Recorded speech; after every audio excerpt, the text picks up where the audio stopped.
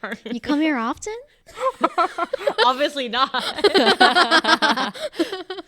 All right. Welcome to episode 2 of Meet the Staff. I have here Annie and Jane. So we're gonna do quick introductions and then we'll get on with the questions.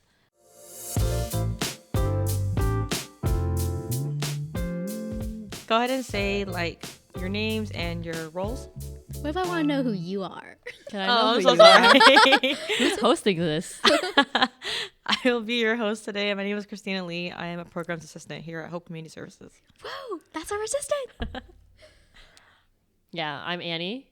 I'm a program manager at Hope Community Services. Hi, my name is Jane. I am also a program manager here at Hope Community Services. We are clearly the youngest ones in this office with the way that we are performing right now. I'm literally the youngest. Okay, so let's get on with the questions. To start off, I want to know, like, how did you guys get involved with Hope?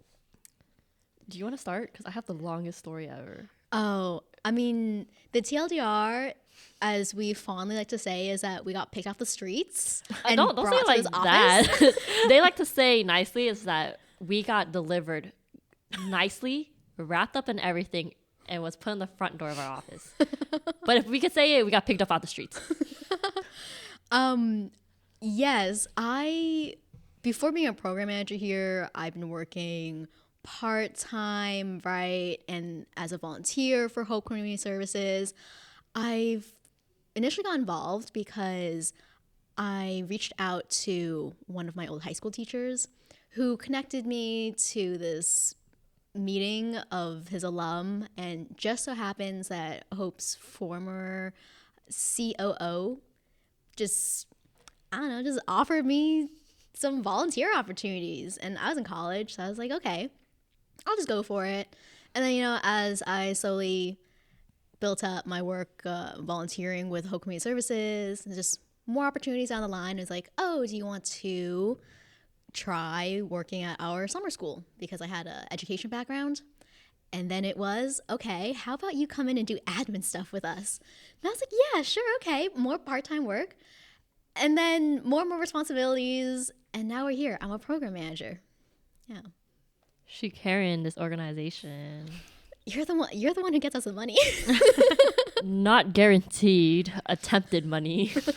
Sounds like crime. Attempted money.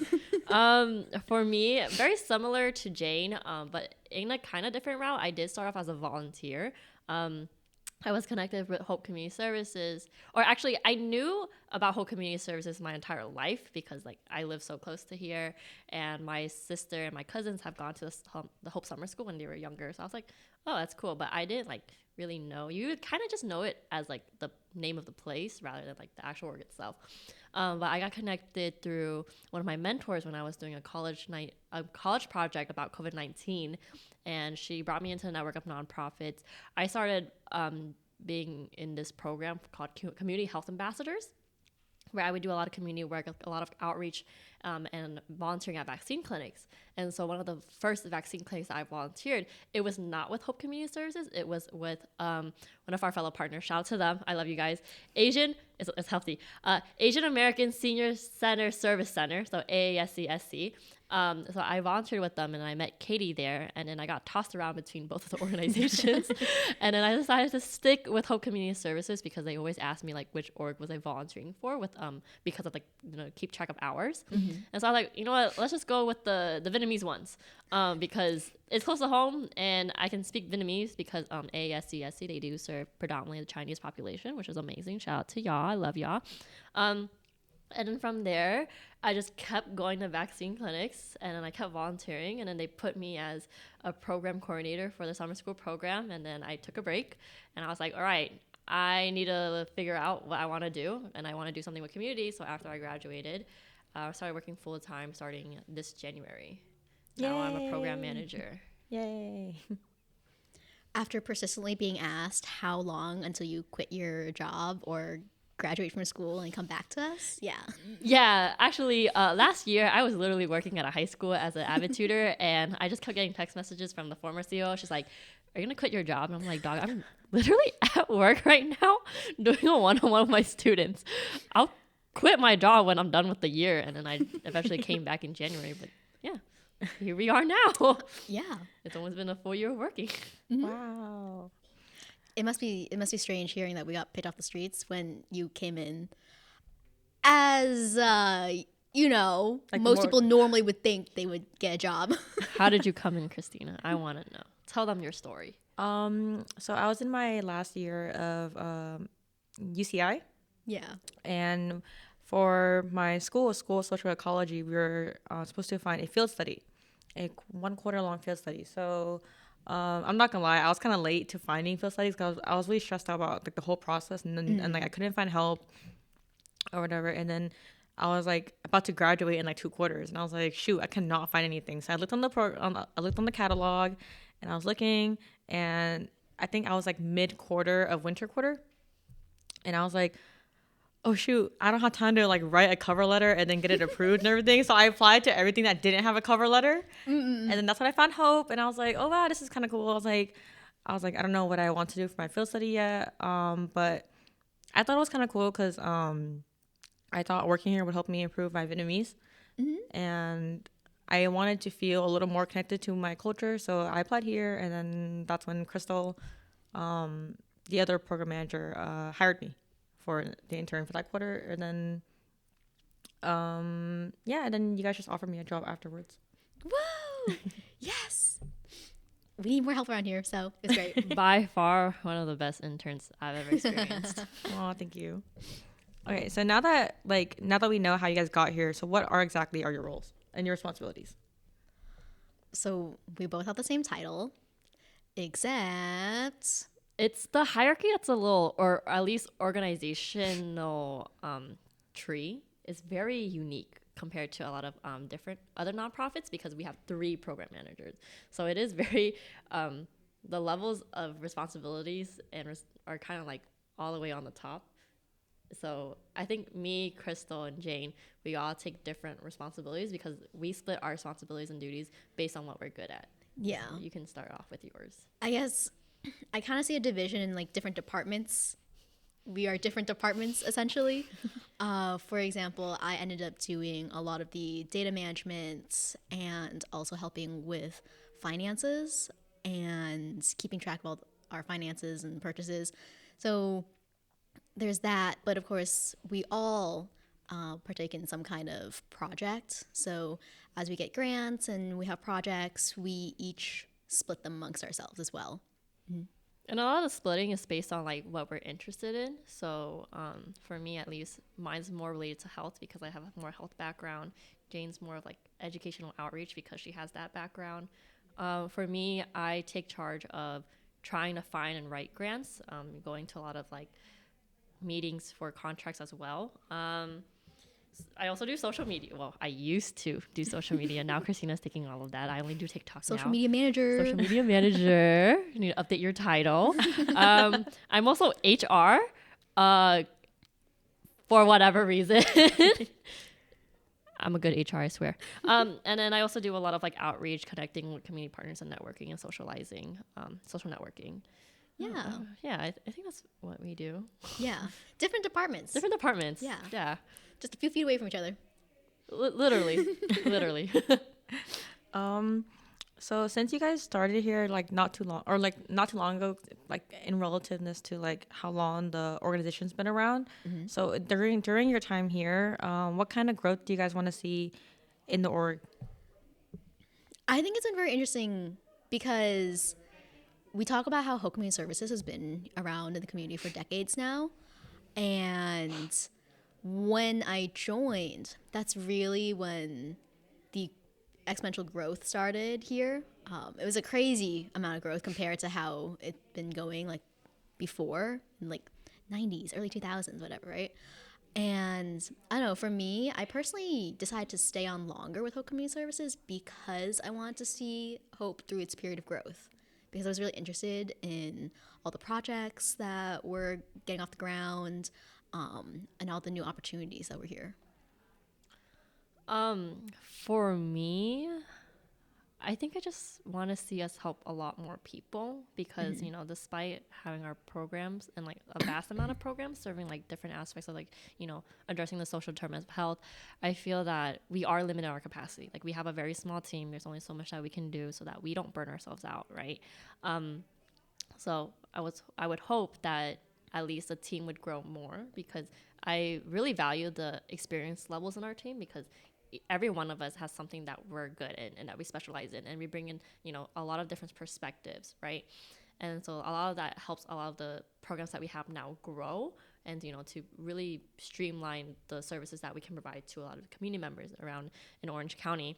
So I would want us, or the way that I want to see us grow is definitely to have like a bigger staff capacity, because when I go out and I talk to other organizations, I meet all their staff members, I meet their executive directors. I'm talking about like how big is your team, how much you guys are doing, like what is your community impact, and that's just like basic social networking when I talk to them. And some of these organizations, they have like over like 15 staff members, they have like over 400 staff members, right? And I'm like, wow, like how do you have all of these people like working under you? Like how do you have the staff capacity, right? And I find it amazing that despite our team of like eight people. Yeah. It's literally just eight. Literally 8 people. We're not even reached 10 yet. We're still in the single digits. Yeah. And I know that there's other organizations out there who have less. Yeah. But despite we're like mighty but strong. We're small but mighty. Is that the term? Yeah. I think it's that. Yeah. So I hope that we can grow our staff capacity. But in order for us to grow our staff capacity, we'd probably have to grow our physical capacity too and location. Probably. Yeah. It is tight in our office, but it's like a family. It's literally like multi-generational home. Fits in with the culture, man. Yeah, definitely. When I first joined, man, the staff size was even smaller. Mm-hmm. So it is definitely exciting to see us grow. For example, it was very exciting when you joined us. So that was great. And definitely, to Annie's point, right, hoping that we increase our capacity, but also improving and building upon what we already have as well, so that they can be better and even more suitable for the community members who come to us. Oh, you know what? Younger community members coming to us. Ooh, yeah, that would be really good. That'd be fun. Yeah. I mean, to the point of like you guys both, or you especially said that you came to us because you want to feel more connected to the Vietnamese culture as well, right? Yeah. Definitely. Yeah. As much as like I'd love to see more of that, yeah. Yeah. Our services like serve all age ranges, but it's not so consistent for like people of our age or like middle-aged adults too. So hopefully we can do that starting the next year. All right, thank you for your answers. I want to know, like, what do you enjoy the most about working here? It is so hectic here, and I think like it's a good and a bad thing. But I know a lot of, or at least tips when I hear about like HR, it's like, oh, when the company says that they're a family, that's a red flag. Here it is a family. Like we have so many different staff members across like all age ranges. I think we have like each one for like a generation. Yeah. And it is very much a family. You do get the really good parts. The majority of it is like the good parts, but then again, like you still get the bad parts because of like cultural and age differences. Yeah. But I think that it makes the office such a cozy place to work in, right? Like we're very upfront about the things that we need to do, about like us being helped. It's such an opening and welcoming environment. Although it does get hectic, that sometimes like, it's very hard for me to finish my to-do list for the day. But yeah, other than that, I think. I mean, yeah, it can definitely be hectic, right? I mean, you are 3 different departments in one. And when we have our major events, which practically happen once a month, the period leading up to it is crazy. But it can also be really relaxing around the office, having not only zero office politics, but also having some of those downtime periods. It's a really great starter workplace in my book. Yeah. I think have like a memory. I don't know. A memory? My favorite memory in the office is, however, every time I go back, so I work in the front office by the window. Every time I walk to the back office and ask either Jane or Christina something, they're sitting weird. I have so many pictures of them. It has to sitting be here. that. It has to be that. It has to be. Just, you know, like I'm in there and I'm like, you know, as much as I can do because I'm in the front office so people see me when they walk in the door. Like I have to be sitting properly, right? But when I walk into the back, they're like knees to the chair, like crisscross applesauce. I'm like, how do you even do that on the chair, man? Like that's crazy. Like even I can't even do that. Like you're flexible, man. It's my scoliosis. She has scoliosis. I need to say it like a million different ways. It's fine. Last night I was like almost crying because my cat was on top of me, but because I have scoliosis, I have to like turn every like few minutes. And I was crying because I was like, he never sits on me. Do you know how many degrees in what direction? What do you mean? So like my friend, she has scoliosis and she's like tilted to the right by like 14 degrees. Oh no, I have like cheap insurance, so like that's the basis of my knowledge. That's actually that's the totality of my knowledge. Maybe later we should just go measure your spine. Okay. Well, Annie answered the next question. Her favorite, the favorite memory. Ooh, Or, well, what about you, Jane? Is there a specific like memory person or like program that stands out to you? I think I really enjoy our summer school program. I think we got a lot of fun memories out of that. Not only is just bustling with the kids and students who come, but also just the staff members. Our staff grows by a huge margin during the summer because of all the teachers and TAs and also all the volunteers who come our way. And usually they're, older high schoolers looking for volunteer hours to put on like their college resume, or just students in college who have been with us for years and years, and they continue to come back, gain experience and work with us. But it's just like all the little moments in between. It's like, the admin office situation during class time with all the volunteers gathered around. It gets crazy. I don't know. We're young in the office, but we're in our 20s. It's just so funny seeing people younger than us and how they work and how they interact as well. And it's also, the staff meetings and especially the cleanup after everything is over on the closing ceremony day. Karaoke 9 p.m. at the church. Yeah, our summer school is a whole experience. I love it. It is very tiring though, but I really think like the staff and the students, they make, or I would have to say this for every program, a lot of our program participants and our staff and our volunteers, they really make what Hope is. Like they provide that like the good memories that we have. Yeah. Man, I can just imagine like talking to some of the students about summer school and they're like talking back to me. I'm like, man, what did I even do to you? I'm just trying to ask you a question like so I can like improve the program for you. Or like the staff members for our summer school, like they're so funny sometimes, especially our volunteers. I miss them a lot. And I think that's also part of, it's exhausting doing these larger events or programs. Like, for example, this year we did a cultural festival for the first time. It was crazy. We worked, I don't know, we felt like, we worked 24 hours or something straight. But just seeing everyone come together and all the volunteers, especially, like our volunteer team that evening was insane. And it was so fun once we got into the swing of things. I think a good thing about our programs and the people that participate in them, like they're very grateful, right? Like you can work for community, and this is like one of the things when you do a lot of community work is that sometimes you do the work and you don't really expect anything back. But sometimes you kind of have like little expectations of you, wanting to feel some type of gratification. And it's nice that a lot of like the people that go to our events, participate in all our programs, like they to show just like such like a vast amount of like gratitude to us, right? Like a lot of the seniors, like even like they ask us for like something that we think is like so minuscule, like on Wednesdays we have tech day and they're asking us like, oh, how do I like react to a message? And like to me it's like the simplest thing because I react to all my messages on my phone all the time whenever my friends text. And I showed one of them today and then she was like so grateful that I showed her because she's been wanting to learn it for like the past couple of like days. And then she was like just saying thank you, and I'm like, oh, like no problem. It's like to me it's something small, but for like them and us helping a lot of like the seniors, the students, anyone that comes to us, like they're just so grateful for what we do. So I think that's a really good part about like Hope Community Services. Sorry. I'm trying to think of a way, a phrase to segue into the next one. But no, that's no, those are really great memories. I know that I wasn't here during this summer school, but I did like dip in the office every now and then, and it was actually like really fun seeing like how like chaotic it was and seeing all like the volunteers and everything. Overstimulating. Overstimulating. But it was exciting to see, and then seeing like the pictures that were like on the computer afterwards. Oh yeah. For the memories. Shout out to Jane for being our photographer. It is definitely a fun period when I can take my hobby, because I've been doing it for so long, and pump out all those pictures every week and then make a yearbook out of it. Yeah, that's also a fun Wow, part. getting paid. Yeah.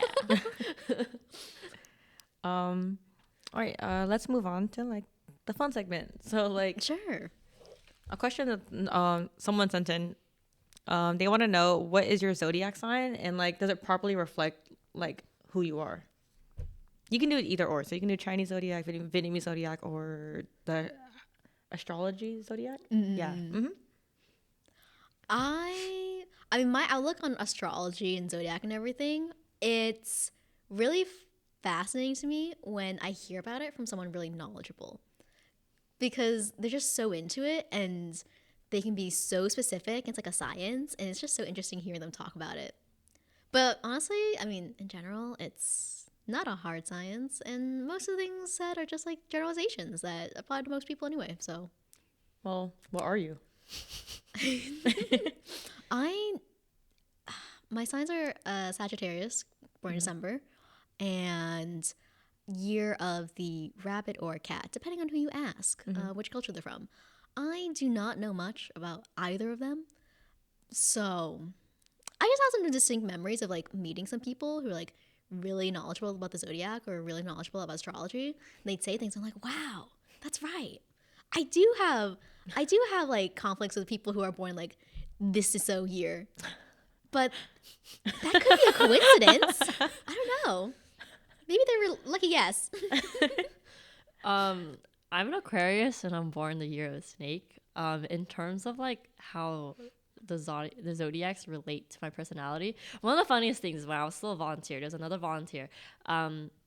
He was so into astrology, right? I haven't even said a word to him yet. We just did like, a volunteer roundup, and then we got like a debrief, and I was like, no one knew how to end the debrief. So I was like, all right, guys, let's get this bread. And then he turned to me and he's like, are you an Aquarius? And I was shook. I was like, how did you know? I don't even know who you are. We haven't exchanged names yet. Okay. I didn't like, what happened to hi, how are you? You just said, are you an Aquarius? And I was like, yes. And he's like, I knew it. And I was like, how did you know? He's like, you just like put yourself out there. And I'm like, I'm an introvert. In terms of like the Chinese, Vietnamese, zodiac, I don't really know much about it. I just know I'm a snake. I'm born the year of the snake, but I'm not a snake, okay? I keep secrets. Okay, you guys can trust me. Yeah, I don't know. I don't know. I don't know too much beyond that. I don't know much either. Yeah. I guess after this we'll just have to figure it out. I don't know much about like the Chinese or Vietnamese zodiac. Just like I only know a little bit of like, what would you call that? The Astrology? Yeah, astrology zodiacs, because like other people are into it, But I remember like the one time like the other intern, like I sat down with her, we're doing tech day, and she's like, oh, like she was like, oh, what's your sign? And I was like, Capricorn. And she's like, oh, okay. And then she like asked my birthday, and then she put it into her charts, and she did the reading, and she was like, are you like a hot-headed, hard-tempered homebody? And I was like, what? How did she know? That was crazy. But yeah, let's move on. Wait, I have a question. MBTIs. Do you think your MBTIs reflect you? Do you remember your MBTI? I think mine does. I'm an INFJ. I'm INFJ too. Woo! Let's go. Ever since I learned about it in school, I don't know, it changes for me, which it shouldn't. It's supposed to change. I don't know. It's supposed to be more stable than that, I believe. Oh. But like, how often are you taking it that changes? well, not only when it comes up in conversation, I guess. But still, which I just think it's situation, like the situation you take it in definitely changes it. And I take it the other day when you mentioned it again. So it's on my computer actually. I don't remember what it is. Yeah, It's in one of your tabs. it's one You of have them. so many tabs open, dog. That's not nearly as bad as what I had at home. Next question. So what is your least favorite and what is your most favorite and your least favorite type of ice? Oh my god, I love this question. It's like that TikTok sound like, oh my god, I love this question. I can answer it. Okay, my least favorite ice. I love to chew ice. Am I talking about the right ice? Yes. Okay, tripping out. What other ice is there? I don't know, like ice, like diamond ice, like, you know, like those rappers or something like that. Okay, Are we rappers? we could be. When we do karaoke. Okay. Another department? Okay, so you know how you have the regular ice cube trays, like the ones that you have in your fridges, like the ones that they dispense. I don't like those because you cannot chew on them. The crescent ice? Yeah, the crescent ice, like, you know, the basic model. The ones that I like are the miniature. Is that? I'm looking at the sheet. Oh yeah, baby. This is what I like. Yeah, I don't like the crescent ice. I do like nugget ice because you can like chew it. You just, you know, Soft nugget ice. yeah, Like, yeah. it's like, I don't know, like a centimeter around. Yeah, it's not that big. It's very tiny. And just, you know, most of it, like the ones that are used, I think the ones that are in 7-Leaf drinks. Ooh, okay. Yeah. Those are good ice to chew. 'Cause you can I like that. I think I would also say that that's my favorite. I had a friend who was a ice fanatic, and she also put me on that soft little nugget ice, and I was like, yeah, valid. Your least favorite shape? Least favorite? Cylinders, like empty cylinders. Empty cylinders? Ooh. Yeah. Like the cylindrical, and then for some reason, It's like hollow maybe in it's the middle? because they're formed that way, or when they melt down, but like it's hollow in the inside. Yeah, But it's like hollow all the way through, or just like Yeah. or some mostly of all the way through. Like you yeah. put your tongue in it. Yeah. I just hate the shape of it, Those are kind of and how I hate the mouthfeel of it. If you do end up drinking one, yeah. Yeah, my favorite part is when you bite the ice and it's like a slow bite and you're stuck there and you're I got a gnaw on it. So good. Wait, which So one good. was your least favorite? Cylinder? Not cylinder, the it. Crescent ice. crescent Oh, ice. okay, Like yeah, the right. basic ones that you have in your fridges that dispense and it's like, you know. They're hard. You have to wait for it to melt and then you can chew on it, you know, because you can't just, I want the automatic gratification of chewing it. Maybe if I had more experience with it, you know, like a nice, clear, large ice. Maybe that would be a good one. Oh, like for alcohol? Yeah. But like, I don't really have much experience with it. But it looks pretty. Like the balls? Yeah, or cubes. Those videos of people cutting ice into large shapes, like Ice squares. sculptures? No, like squares or diamonds or something. Yeah. Yes. How do you feel like about the metal ice? I'm sorry. Oh, no. What? No. No metal ice Metal for your ice. drinks. Metal ice? Yeah, it's like metal cubes that you can put in your ice so it doesn't water it down or anything.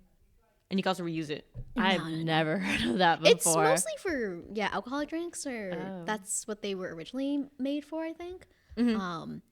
But no, because it tastes metallic. Oh, It's- really? I think unless it's a really good one, I it have would metal taste a ice. little metallic. No metallic taste? Okay. I bought it because my parents' fridge back home, like we didn't trust the ice. Oh, Wait, no, that was no. That's my cousin's house. Sorry, the ice part was broken. So for the longest time, I didn't have ice, and you guys know I like my ice. So I bought I bought metal ice cubes so I could reuse it in my drinks and have cold drinks. okay. The only issue is that it takes up more space in my drink. I've never heard of metal ice. There are stone ones too. Ones that aren't metallic on the outside. Rock? Yeah. Rock ice? And they're Nah. cubes too. They're like Vietnamese. small cubes. Nah. I'll show you my ice when you come over. Okay, thank you. Next question, and last question. What smell would you associate yourself with? A smell? That's hard. Okay, how important to you is smell? I am very sensitive to smells. So, like, when I buy candles and stuff, like, they have to be, like, fresh, clean, and very light.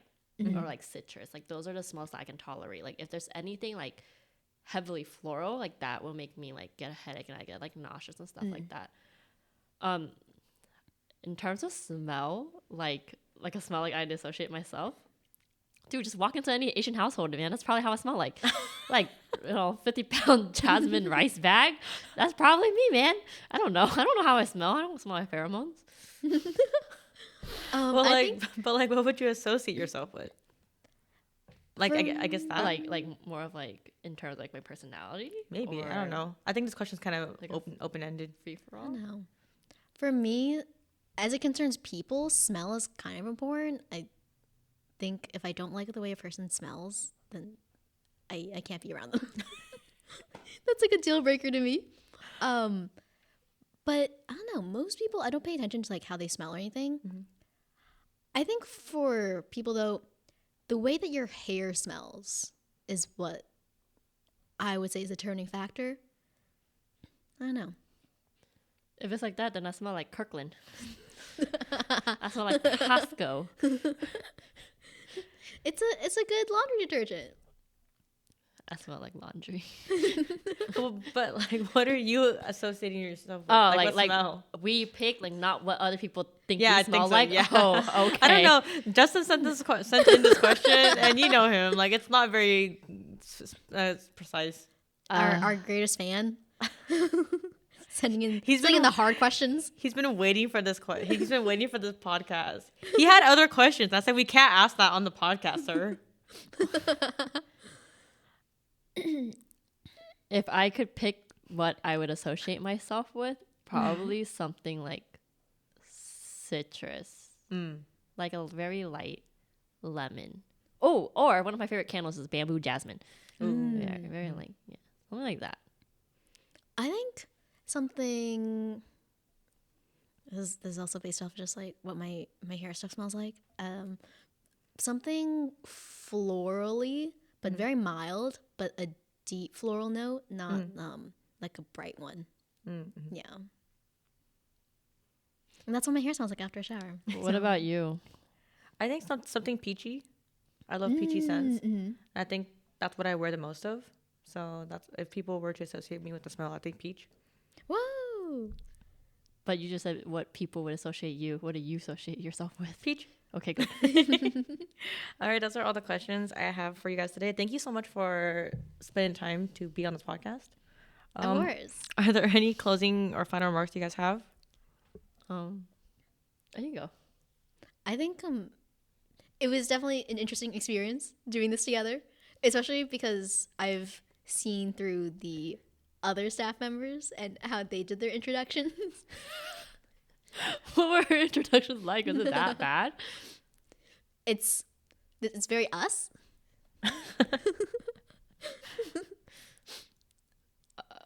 Is it my turn for comments? Yeah. We're just rolling with this. Thanks for hosting. You did good. It was your first time. You did good. You did Oh good. my gosh. You did good. And other last words, follow us on our social media to stay updated with our events and our programs. We're very responsive on all of our contacts, or at least we try to be. There's a lot of things going on in the office. So reach out to us if you have any questions. Join us at our events because I think we're pretty fun. I think this is like us really being mellow because we've never been filmed like this before. So we are actually very crazy. I'm not talking as much. So yeah. All right. Yay. Yeah. Thank you. That's a wrap. Stay tuned for stay tuned for the next installment in our podcast. It's a remix. What does that refer to? You said that. But to what? To spill the tea. But we didn't say that yet. Oh, spoilers. Cut.